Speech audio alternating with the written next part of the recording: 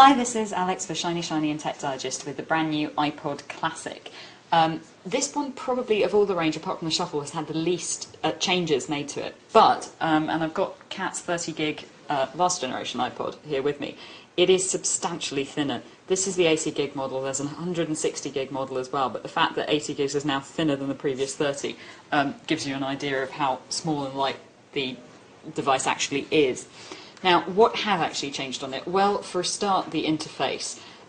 You'll notice that it has more of a sort of iPod Touch looking interface, although of course it'll keep the controls from the old iPod range. So there's the usual click wheel. You do have the option to go into cover flow. Probably not the greatest thing in the world to do with my collection since I don't have a lot of album art on here. But you can just swing through the different covers as well as going through the normal playlists, artists. What I do find on this is that the click wheel has become more responsive, so I'll find myself zooming straight past the track I meant to listen to, which gets slightly annoying after a while. One of my friends was trying some out in the iPod store the other day and was saying how he felt like it wasn't quite responding fast enough, and then it would rush to catch up. I haven't found that on this, but it's something that you should perhaps go in and try and play out and see how you respond to the interface and how long it takes you to get used to it.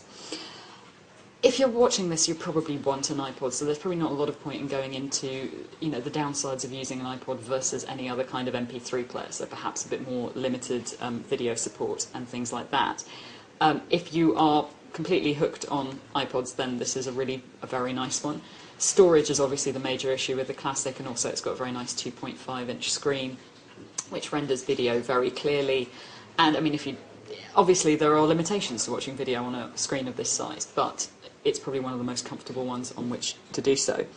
The battery life claims are definitely true. It's much, much better than it was.